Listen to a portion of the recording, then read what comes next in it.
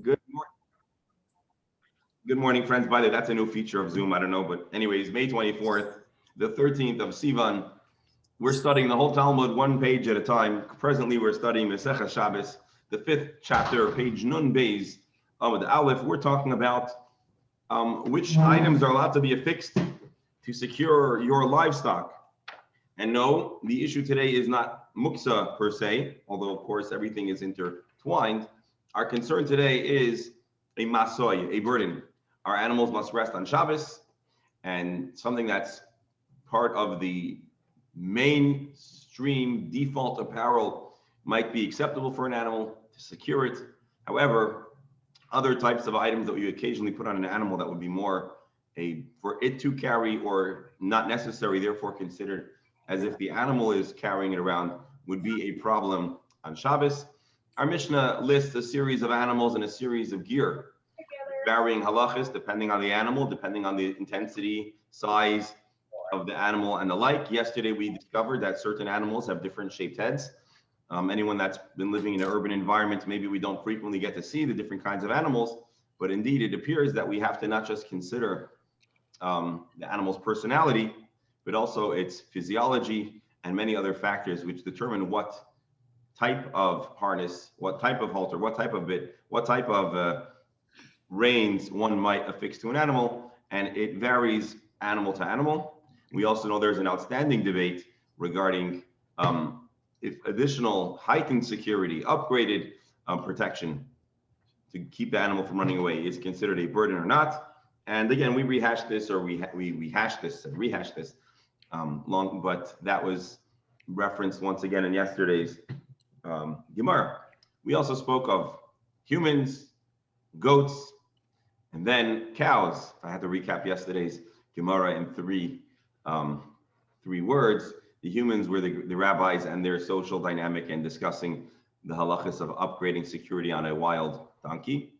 The cows was the discussion of a ribbon bein karneha, and that was the question of if it's lenoi, if it's for decoration or for beauty. And then we discussed about the goats, and if you were to put the harness on their head, they could slip out. If you affix it to their horn, it would not be able to slip out. And if you affix it to their beard, we're not all that sure because it's not quite as strong as the animal's horn, and maybe the animal's willing to go through the pain for its freedom.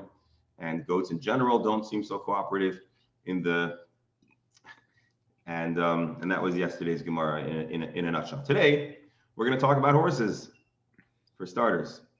And I just want to preempt.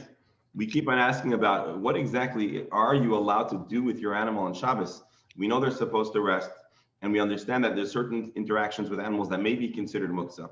For some reason, our Gemara yet again continues to not address those questions because that's not really the focus of the Gemara. So I know the question arises strongly, but I'm going to once again punt on that area of the question, even though today's Gemara is going to bring it up. So again, we're talking about the gear that an animal is allowed to have, and we're going to reference perhaps some handling of it, but we're not going to take a holistic and full approach to figuring out what exactly is the extent of what you can do to an animal, because we have to kind of compartmentalize the discussions. And today's discussion and these past several days of discussion is more about permissible gear than either muksa or other prohibited interactions with animals.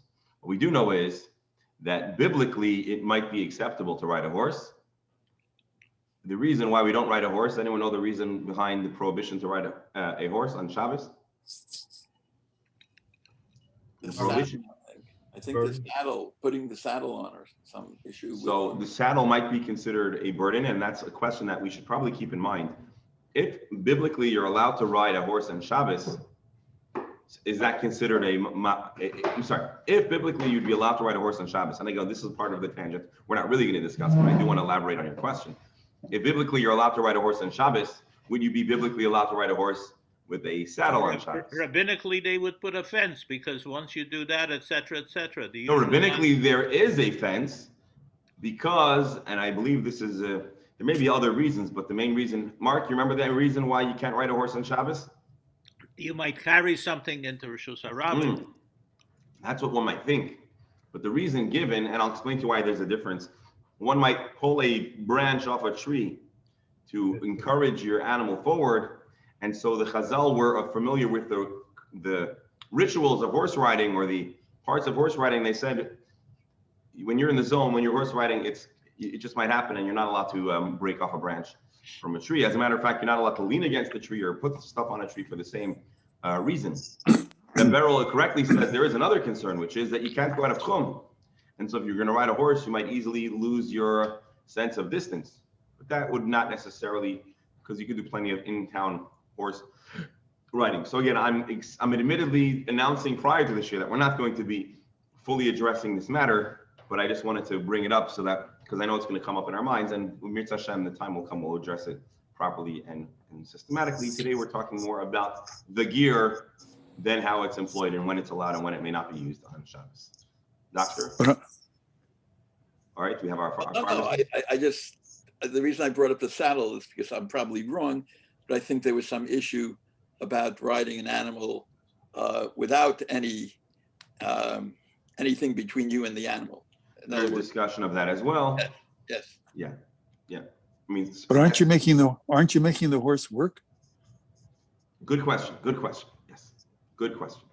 But today we're limiting our discussion. You see, I have to talk about what we're not talking about. Right. Today we're limiting our discussion to the consideration of gear and if it's considered a burden or part of the security mechanism to keep the animal from escaping. Now let's share the screen. And oh, by the way, another thing. We just had a seal and we just transitioned from chapter 4 to chapter 5. But I'm excited to note that here is a layout of the chapters and the number of pages. And so currently we're at 52A or 52A, but we're not all that far off from another seam. So we have a lot of exciting things to catch up to and with. So here we go. Horses. Actually, let's just do one thing here. See if it's the right halacha, so we'll have it open for later.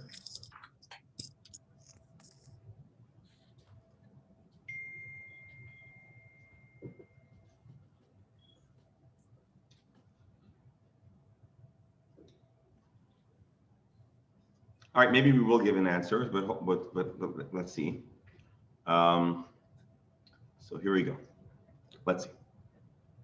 Hasus Bashir. A horse, the Mishnah tells us, may go out on Shabbos with the chain that is around its neck. And then the Mishnah continues and says, Kol Balei Shir Yoitzim Bashir Binim Shachim Bashir. I believe that is the text of the Mishnah. Let's see if we can get a copy of the Mishnah itself. No, they don't provide it for us. Okay. Again, Kol Balei Shir Yoitzim Bashir Binim Shachim Bashir. Animals with a chain may go out with the chain on Shabbos and they can be pulled by the chain. Okay, I may stand corrected. Let's read the Gemara again and see. My yoitzim, umay nichnasim. What is the definition of the word yoitzim that they go out with, and what does it mean imshachim they are pulled by them? Rashi yoitzim kruch. Amar Rav Huna explained. Oy yoitzim kruchim. Either we're talking about a chain that is wrapped around its neck, and Rabbi Steinzal says as an ornament, or they may be pulled by the chain. Stand by for just wait for a second. Shmuel Eimer, Yotzim Shachim, you're allowed to take an animal out when you're schlepping it to Ein Yotzim Kruchim, but not when it's simply wrapped around the neck. So hold on, before you jump on. We're not discussing the essential question of why and when you could lead your animal, but the question is a chain only considered a securing accessory when it's being schlepped, or could the horse walk around the stable or walk around with a chain hanging from its neck without utility? Right, so you have a leash, let's say, on a dog. Well, when is the leash in use? or the collar on the leash when you attach a leash to it and you're walking your dog. But if your dog is not being walked by you, the chain is just dangling loose.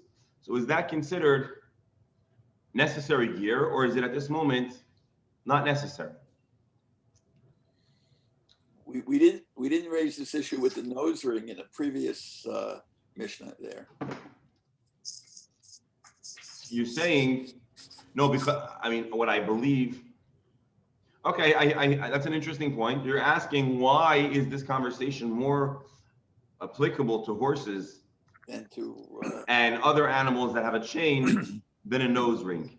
And I don't know the answer. It's probably a very simple answer. Maybe the answer is because the nose ring is pretty much affixed, but a chain you can maybe put on and off with greater ease. Let's see. It's a good thing to look out for clues as to why we would make this reference here. But I believe, again, our question comes from our collective limited familiarity with animal gear. So let's read Rabbi Steinsaltz. Maybe he'll fill us in. It's mostly the text of the Mishnah, but we learned in the Mishnah a horse can go out with a chain around its neck, and all animals that usually have chains around their neck, when they go to the public domain, they may go out with chains on Shabbos and may be pulled by the chains. That's the Mishnah's translation that we read already. The Gemara asks, what does it mean, can go out and be pulled? So Rav Huna says you have two choices. You could either have a chain wrapped around its neck. I said it's dragging on the ground, but maybe it had an ornamental dynamic, or it might be a kind of chain that you're pulling the animal by. Shmuel disagreed with Rav Huna. Again, this is exactly what we just read. I'm just reading it in Rabbi Steinsaltz's language. Shmuel said, these animals can go out pulled by a chain, but they cannot go out with the chain wrapped around their neck. Let's read Rashi for a moment. Haritzua saviv tzavar. We're talking about the strap that's wrapped around their neck. Even when and if you're not holding the horse by its chain. Again, this is the opinion of Rav Huna. Lav masayu dilanoi nami or chayuhu. This is an important Rashi. Rashi says, of course, there is a utility to lead a horse, but even when it's not being led, there is a certain decorative fashion value. So now you'll ask, why do we distinguish between the fashion of a cow and the fashion of a horse? That is a good question, but I will note that Shmuel is the one who says that you're not allowed to have fashion. You're not allowed to have the animal carrying something that's only for fashion. So Shmuel himself, who says that the animal can only go out when it's being led, is actually consistent with that earlier statement, correct? Shmuel doesn't agree that animals have fashion, or that it is appropriate for an animal to carry around something that is only there for fashion. But Rav Huna says that ring, that strap that's around the animal's neck can either be to lead it, necessary, because otherwise how do you guide? And I suppose, Doctor, this might be the issue. Again, I know very little about animals, and probably the Gemara is not the only starting place to learn about livestock, but it also is a good place because the sages of the Gemara did interact more with livestock than we did. But it's possible, correct me if I'm wrong, that certain animals or varying animals have a greater need to have something that you can physically lead them, as opposed to certain animals that either have other kinds of formations or styles or ways of moving around. And so it's possible that horses are uniquely need to be led or guided, or they're not going to go where you want them to go. I may be wrong, but that may be what's so specific or important about this chain. So nimshachim shemoish chavartzua hakavua b'tabas hashir. So we're talking about the strap that's attached to a ring, which is attached, I guess, to the horse's neck. Yoitzim nimshachim. The nitirusa orcho, it's appropriate to lead an animal in a secure, to make sure that the animal should remain secure. But if the horse is just if you let the horse go freestyle, you can't keep what's the name? What would you call the chain or the strap that you lead a horse? If it's for riding, you call it a reins. But is it also a reins when it's just used to lead the animal? It's probably more of a grammar question than anything else. Anyone? Well, it's wrapped around the forehead of the animal. Oh, that's reins. And as Yeah. opposed to just like a kind of leash. Well, What would you call it? It's like a leash, but it's wrapped around the It's a whole the harness. front part. The reins and the yeah, rest of the stuff. So I don't know the if whole this is thing is called, together. so then I don't know if this is a reins. What does Rabbi Steinsaltz call it? He's calling it a chain. So I guess probably some distinction between reins, which you're right, are more fastened more elaborately around the horse's face to ride it, as opposed to I guess leading the horse with something that's maybe wrapped around its neck. Now, by the way, we should make an advertisement, and we should have them as advertisers. I thought this was very interesting. So I'm gonna do something that I don't usually do. We're gonna Google something. L'chaim Farm. There is a new Jewish kosher-owned farm in Dania called L'chaim Farm, and they did not pay for this advertisement, but it might be the place that we should go to for a how do you call it? A field trip, because apparently you can order food, but also on every Sunday they have an open house. Or doctor, this might be an interesting place for your grandkids. But apparently, I'm gonna go back and ask them for but apparently among other things, they have horseback riding lessons. And so it might be the right place for us to go to learn a little bit about horses. And but anyways, L'chaim Farm. When did this open? This is brand new. I just heard about it on Talmud Shabbas. Saturday night, someone sent me but apparently they have horse riding, and you can also order, like, I don't know if it's organic or whatever, but they have looking for something to do with your family on Sunday. Anyways, okay, that's the extent of our advertisement, but something interesting. It looks like it's a whole full-fledged farm, and they have fresh goat's milk. And we could even ask them how they control and tie up their goats. Maybe they could fill us in. But anyways.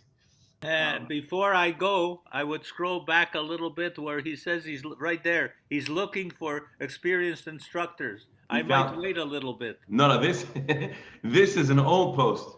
I think now I saw them advertising that they actually have, but we might want to ask if their instructors are experienced or if they're learning on the job. But Bashkacha Pratis, I don't know if this is a goat. I think it is. And if you look, there is something around its neck.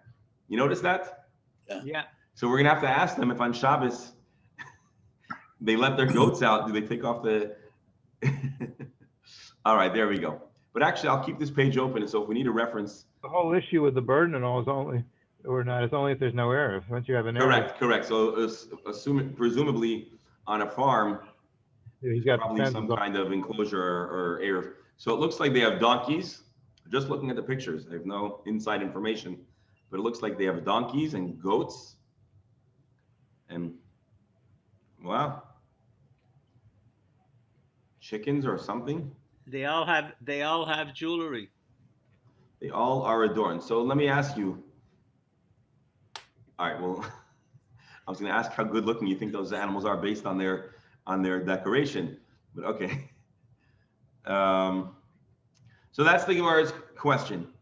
A horse and all animals that have a chain can go out and be pulled by a chain. Rav Huna and Shmuel seem to have a different understanding about what exactly is permissible and what is prohibited. Rav Huna says, listen, if the chain is used to lead the animal, whether it's actively in use or not, it is not a problem. Shmuel says no. When it's actively being used, it's not considered a burden. It's not in use, it is considered a burden. Again, the question that we still need to address is how can you lead a horse in the public domain? Why isn't that considered carrying? But we're not addressing that now. So now the Gemara is going to see if we can get to the bottom of this. What may and what may one not do with the chain around the neck of an animal? And Rebero, by the way, it's good to have you. And Yasher Koyach for coming on even if you have to leave early. The Masnisa Tana, we learned in a Braisa in the subject of when and how can you have a chain around the neck of an animal. Yotzim Kruchim Limashchan. This is how I would interpret the Mishnah. They can go out with the chain loosely around their neck so that whenever you need to, you can pull them. So I don't know if this is a middle definition. He's saying that if you really totally didn't need the chain, it would be maybe considered carrying. But being that when you have an animal around, you occasionally need to lead it. So it's constantly considered natirusa. It's constantly considered security because occasionally you need to put it to use. Rashi is going to explain this a little bit differently. Kruchim b'revach. It could be wrapped around the animal's neck loosely with slack, I think is the right word, or loosely rather. So you could technically get your hand in between the strap and the neck, or you could leave the rope itself loose. So as soon as it starts running away, and maybe again, I don't know how many of us have had extensive experience with horses, but I've seen many a pet owner, maybe some of us here have owned pets in the past.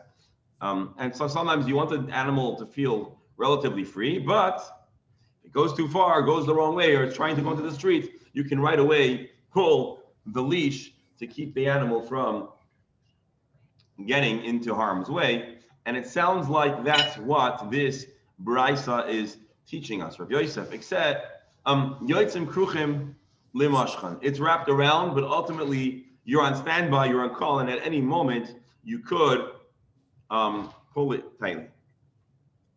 Bear with me just another moment. I still can't understand how somebody would want to walk in a public domain with holding a chain around the horse's neck. What's the purpose of the horse? I mean, you can't make him work. You can't make him schlep a load. You can't ride him. Why walk with him? That's part of the question that we said we're not immediately addressing. I know, but I don't understand. I share the question. Right now we're asking about it here. But I hear what you're saying. I share your question. We're not done yet. Rav Yosef. Rav Yosef has some anecdotes to share with us.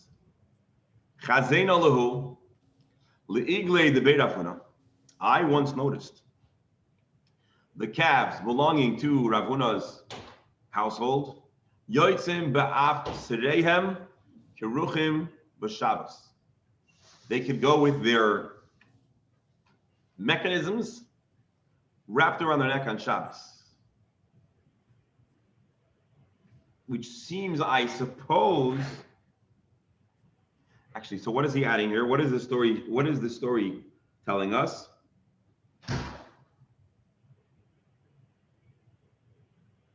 Apparently, they are entirely not being used. They're not functional, or they're not activated to be there to secure the animals.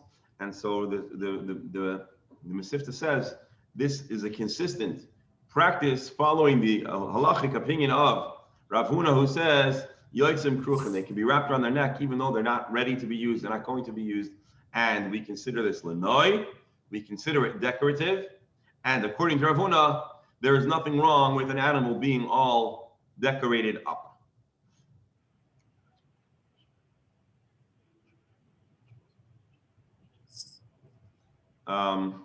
Is it possible, Rabbi, that this is just all for concern of public safety? If an animal like a horse has nothing affixed to it that you could grab, that animal is totally unpredictable, and you have to foresee the possibility of danger to people that you can't forestall if you don't have a way of grabbing hold of the horse. What are you going to get to the tail when already the horse is stomped on somebody? Right. Oh, God forbid. So maybe there's a concern for that. Maybe. Interesting. So I don't know if it's a matter of pikuach nefesh, because I suppose when it comes to the laws of pikuach nefesh, we'll say, okay, listen, if you can't control your horse, don't let it out. Right. Okay. So, but possibly, but I think it's really more about utility. Okay. A securing, a harness, a strap, whatever, if it's for security, in the eyes of Allah, it's not a burden. It belongs, it's appropriate. If you can't possibly employ it, for example, the horse is already going, you're going to let the horse, if you're going to let the horse go and you're not going to be holding onto the chain or any other animal, at that point, you've already established that it's not there for security because you wanted to let the animal go. And so we have this machlokes, a dispute between Rav Huna and Shmuel about how far you can go as far to allowing these straps around the animal's neck or not. Before we continue, I just want to share with you a Hasidic, for those of you that have a Chabad, an interest in Chabad ideas. There is actually a story. As you know, in the beginning of the Hasidic movement, there were some disagreements between different, within the ultra-Orthodox, if we can call it that, the traditional community in Eastern Europe. So you had some disagreements between the, you might call it mainstream Lithuanian Jewry and the Hasidic movement. And there were a number of different issues, matters of contention. Some had to do with the style of prayer, some had to do with concerns about if halacha might be devalued, and on and on. There were also deep philosophical debates. What many people don't realize is that the Gaon of Vilna was actually a great Kabbalist. He has works in Kabbalah. And the Baal Tanya and the other Hasidic masters were also great Kabbalists. And there was some debate within like the nuance of Kabbalistic doctrine, if we can say. And so in the beginning days, there were a number of debates that occurred publicly. Many of them were primarily between the few Hasidic Rebbes who lived or were from Lithuania. One of those being the Baal Tanya, the Alter Rebbe, another being the Barditchev, Rav Rabbi Levi Yitzchak of Barditchev. Actually, he didn't come from Lithuania, but he was the Rav in, I believe, Pinsk, which was a big Lithuanian city. And I think also possibly the Admor, the Rebbes of Karlin. I don't remember if it was Arif. They were there because that's, you know, the closer you are, the more proximity you have, the more there's an opportunity to have a debate. And the Baal Tanya had a few large debates. The debates weren't really if everyone should convert to Hasidism or not, but it was more to assert if Hasidism is an appropriate method of serving Hashem and being a good Jew. And of course, I think the test of time has established that Hasidic Jews of all different types are well within the Orthodox Jewish world. But at the time, it was a new movement, and Jews are always rightfully wary of new ideas and new styles because the Jews have been burnt a few times by such things. And so the Baal Tanya was invited to have a conversation with the great Rabbanim of, I think Minsk. I don't know enough of my geography, so I may be totally off. But I think it was somewhere in Lita in Lithuania. And the Baal Tanya had all these people gathered around, and they wanted to hear from this great Torah scholar. He was known as a great Torah scholar, and they wanted to hear him defend his position. And so before he got into the elaborate discussion of Talmud and Halacha, he first did a very Hasidic mystical kind of thing. He got up and he started saying in a famous Hasidic sing-song way, our Mishnah, Kol Bali Shir, Yotzim Bashir, V'Nimshachim Bashir. Here, folks, I might actually have to break early because I see the Hollywood PD is here and I want to have a chat with them. So give me a second.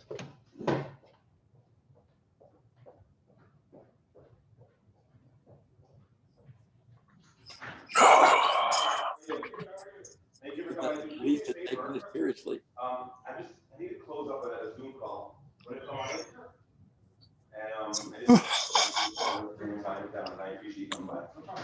No yawning, Alan. We don't allow that in here. I'm freezing here. All right, folks, so we're going to wind this down. I just want to end the story. So he says in his famous sing-song voice, Kol Balishir, Yotzim Bashir, Vinim Shachim Bashir, which traditionally means what we said, that it's about a chain. And he said many times, questions can be answered not with a pilpul, but with a song. And he sang a deep Hasidic melody. And the people in the room, according to the testimony, were transfixed by this haunting Hasidic melody. And they found themselves, many of them had either forgotten or had the answer to the challenge of the question pop up in their own mind. And many people found themselves satisfied, if you will, just by the song. This was a mystical, Kabbalistic trick, and then they went on to have the conversation. So this passage of the Mishnah is actually well known by people that know the history of the early history of the Chabad movement and this famous debate, because he used this Mishnah, gave a Hasidic interpretation, and ultimately it was definitely not a typical Lithuanian kind of Talmudic shmooze, but it had a great impact on many people. And actually, a number of those individuals ended up being so intrigued by the Baal Tanya that they started going to, to study, and they eventually, some of them went to his yeshiva. They called it the Chadarim, and that is that. So, folks, I'm sorry to end this early, but I'm grateful to the Hollywood PD. They've been great, and the gentleman is here. I would like to have a conversation with him to make sure we can help keep the community safe. And so, regretfully, we're going to end just a few minutes early. And I want to thank you all for your indulgence. Wish everyone a wonderful day. Hope everyone stays safe, and I hope to see you all tomorrow on Zoom again. Shkoach. Take care. Shkoyach. Good luck. Thank you.